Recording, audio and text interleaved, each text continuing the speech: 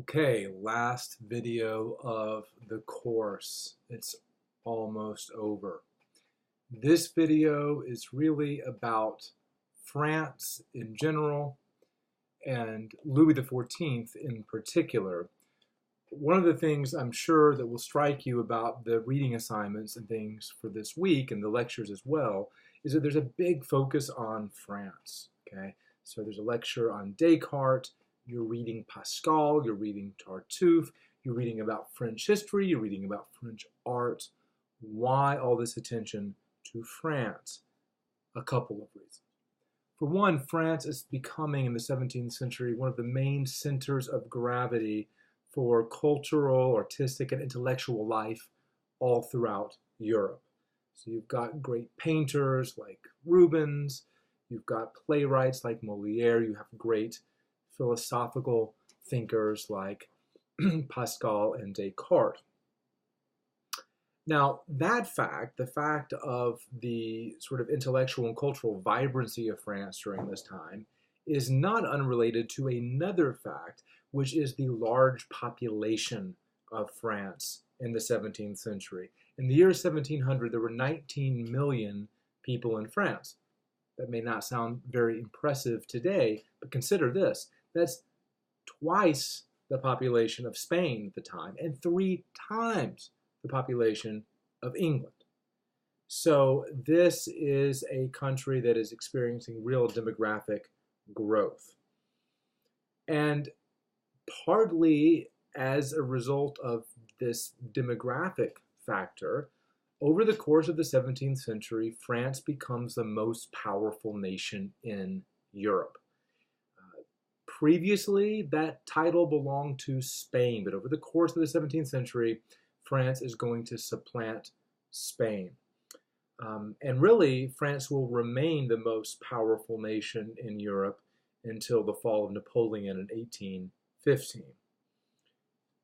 Why does this happen? I've given you one reason, the population. Let me give you 2 other reasons too. One is a very literally mundane one, which is soil. They had good soil in France, which meant architecture really sort of thrived and opened up time for other pursuits. So in other words, people were not expending all of their energy simply on producing enough food to survive. And another reason is because of the success that rulers, especially Louis XIV, had in really centralizing the French state. And that brings me to another reason why France gets the attention that it does this week. France is one of the places, one of the best places where we can see the emergence of what we would call now the modern state. Okay? This is one of the biggest historical developments of the early modern period, the rise of the modern state. Now, what do I mean by that? What is a modern state exactly? Well, different political theorists might define that slightly differently.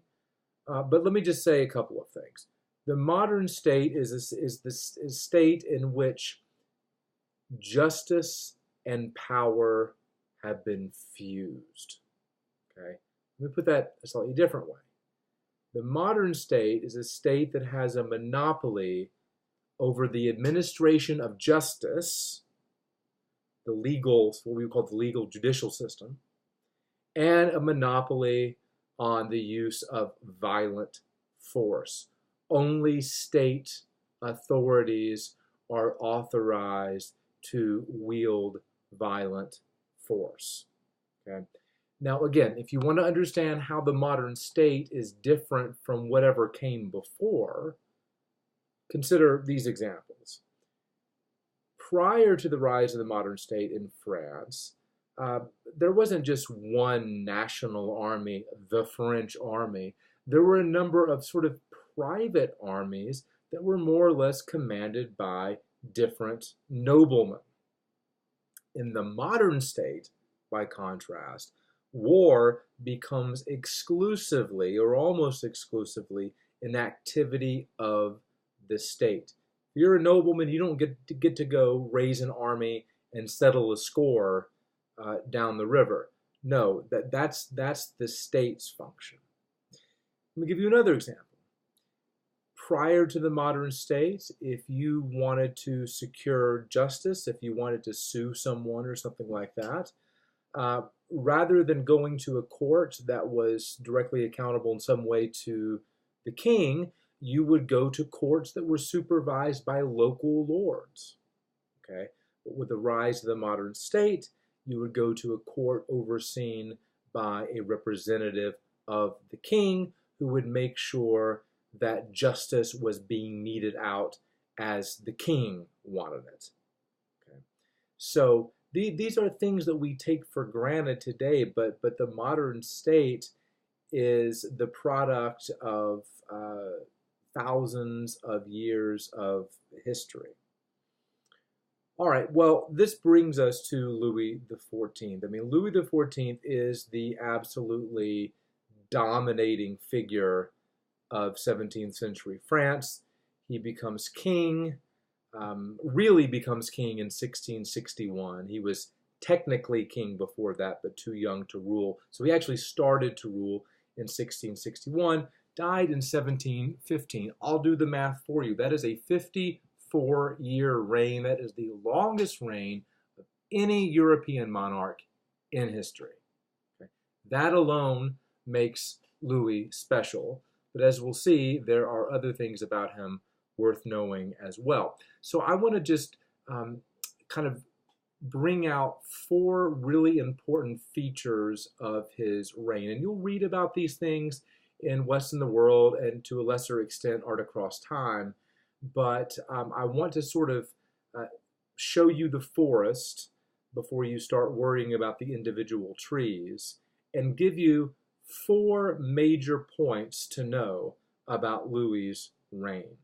The first thing to know about Louis is that Louis, like James I and Charles I of England, Louis was a firm believer in royal absolutism. The idea that the king should have absolute or quasi-absolute power.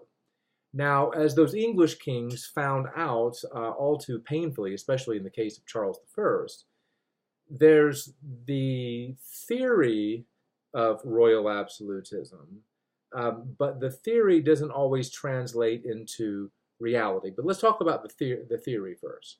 The theory of royal absolutism is that kings have an absolute rule to reign because their power has been vested in them directly by God. Therefore, the power is unconditional. Yes, kings are accountable to God, but only to God. So the theory is that all political power, all the power of the state is concentrated in the one person of the king.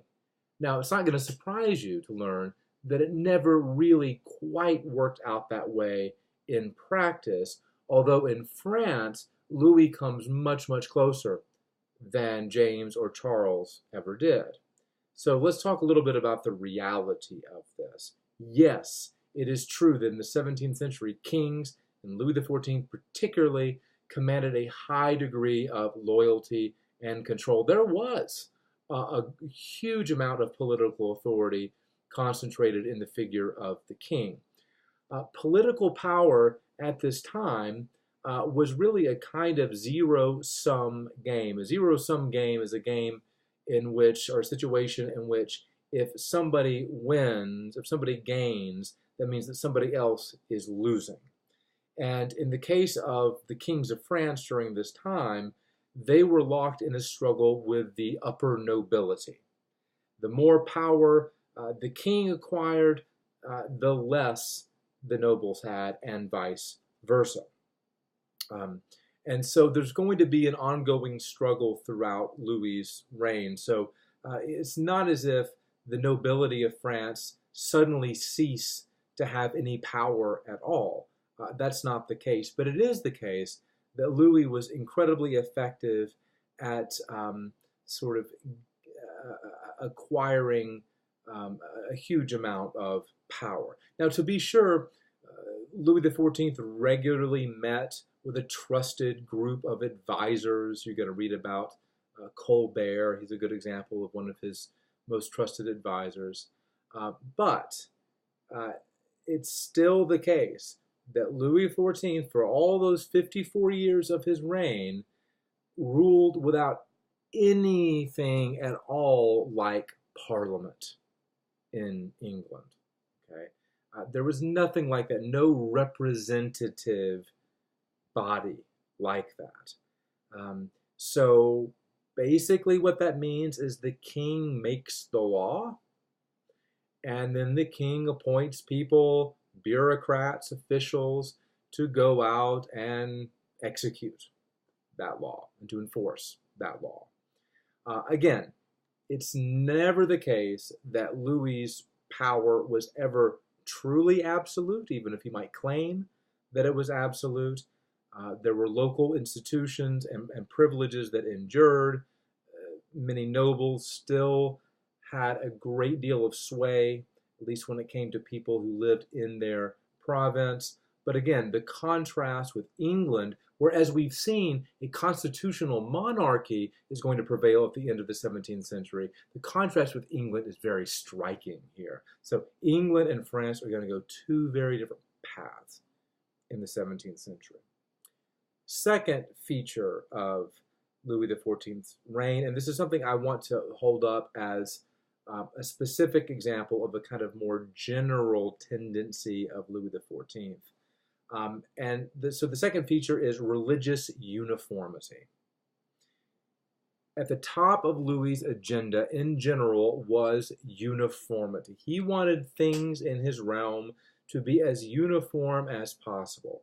Why? Because for him, uniformity is a kind of a corollary of royal absolutism. In his thinking, uniformity reflects well on the monarch. It suggests that the monarch is in control of his domain. It suggests that the monarch is able to keep order in his reign. And so he really wanted uniformity in all things, and things like the arts. He didn't just want any sort of painting to be produced.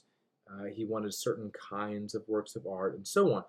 But this sort of drive toward uniformity can be seen very vividly in his religious policies. And I want to mention this because really this is just following up on a story that we've already been tracking. We've already talked about the terrible 17th century civil wars in France that were fought, at least ostensibly, over religion.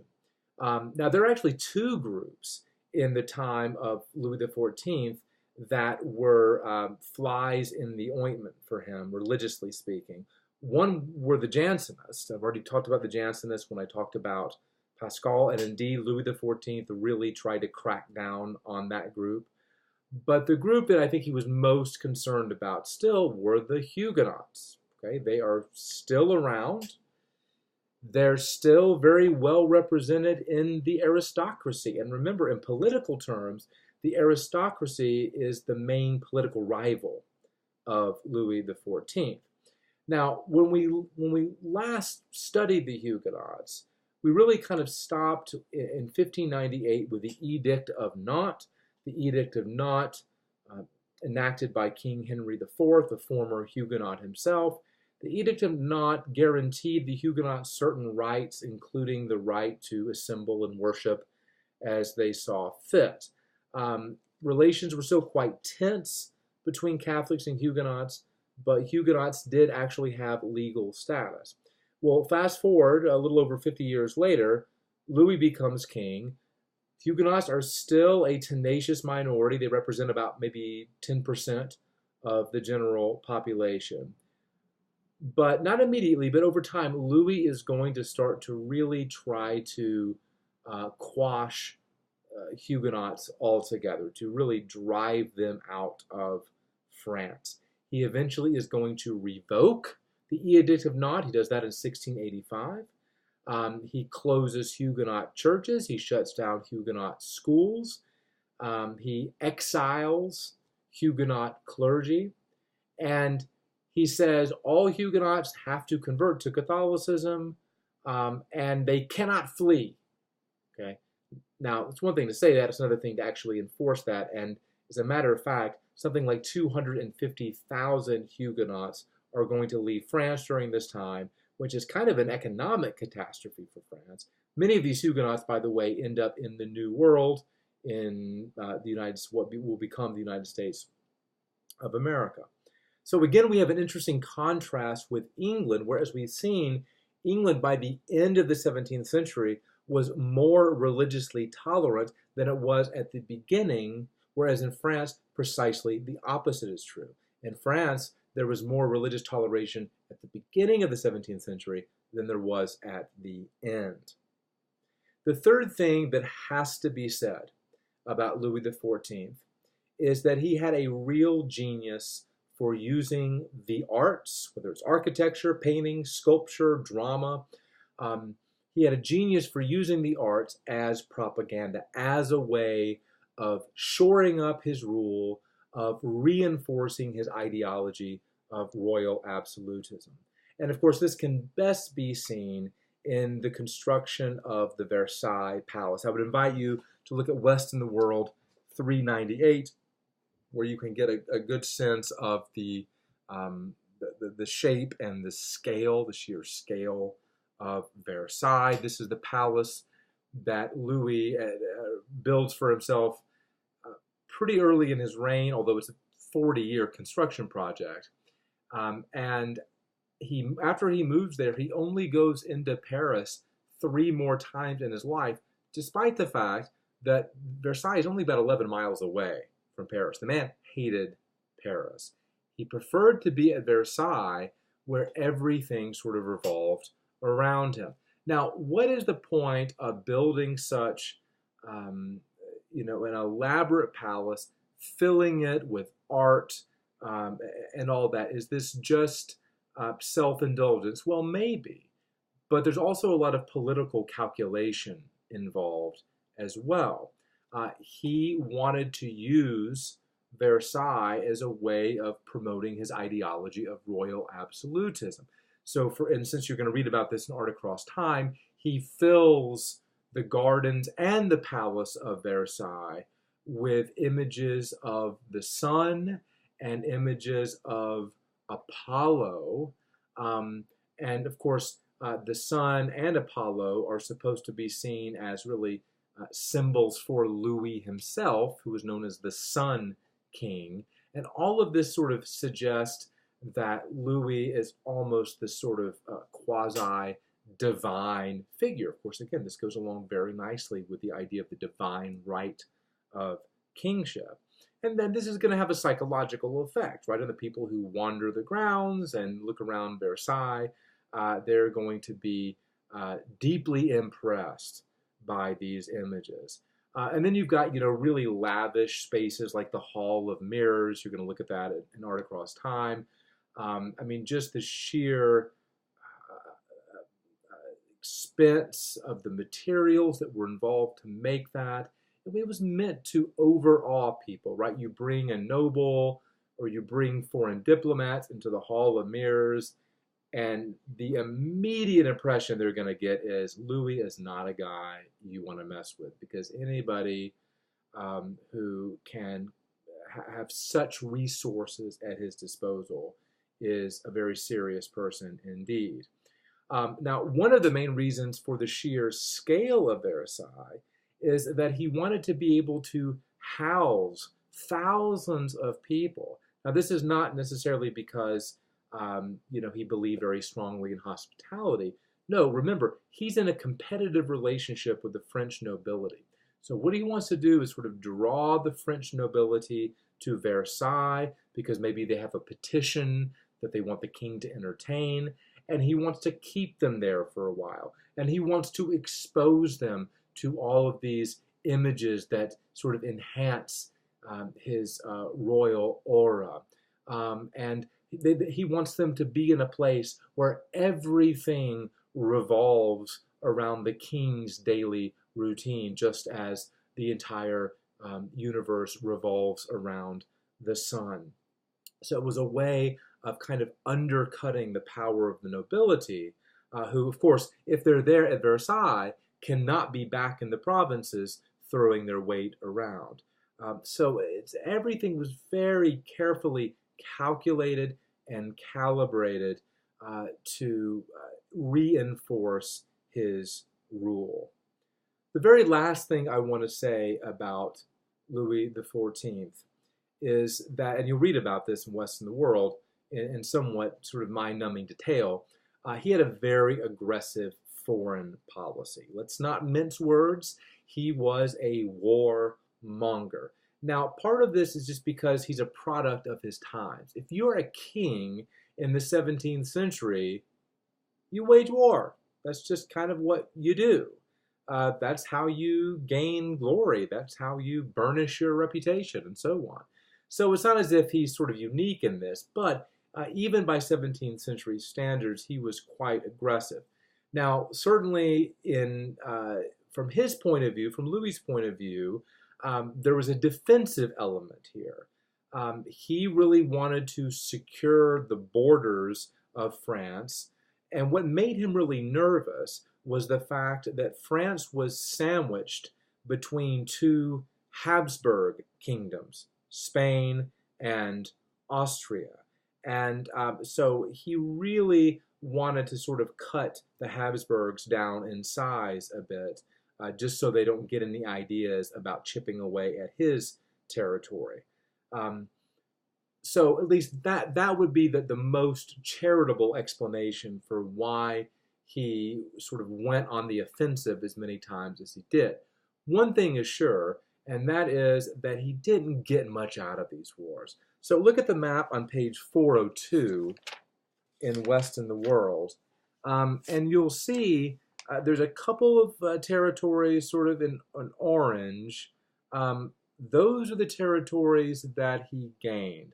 That might not look so bad, but when you consider that he was involved in 4 pretty major wars that were extremely costly, both in terms of money and human life, I think most scholars would say that his wars were quite unsuccessful. So I want to balance the picture a little bit. In some ways, Louis was extremely successful as a monarch in not only promoting this ideology of royal absolutism, but actually really realizing that ideology. But on the other hand, there were some real failures as well. All right, let's not get too teary-eyed or sentimental about this. I'm just going to stop the video right now.